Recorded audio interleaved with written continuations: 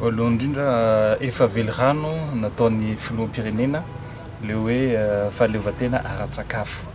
Ho anay amin'ny faritry Tuiliara indrindra moa Menabe zay rive droite ny Mangoky isin'io projet io dia zao ny avy aty aminay. Voalohany maro ny resaka hoe taizany no ahaizan'ny arabo fambolem-bary. Ny arabo tompoko dia zao ny fipetrany. Ny arabo manambola. Mividy izy teknôlôjia ataony anatin'ny sociétény. Dia le sociétény amin'izay no miasa. Fantatsika fa mamboly any amin'ny désert zareo ary mahavokatra.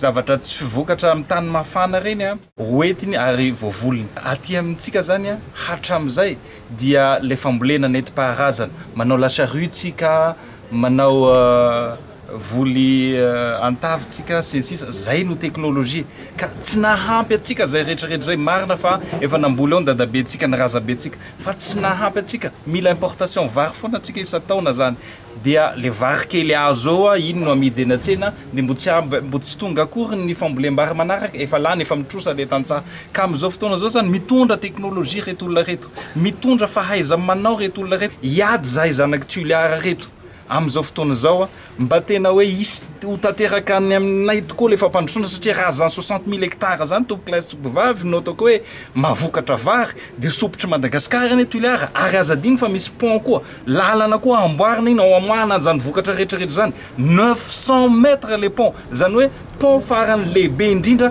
lava indrindra eto Madagasikara mihoatra an'le 800 mètres ato Sofia.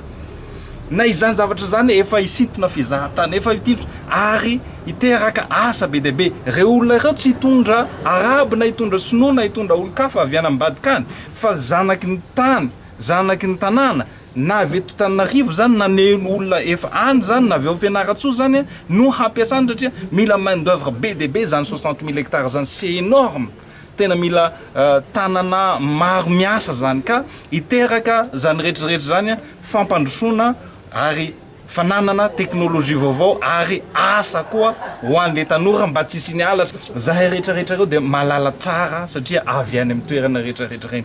Aoka ilay fanodikodinana sain'le olona satria malaza Tuiliara hoe cimetière de projet foana fanovana zao.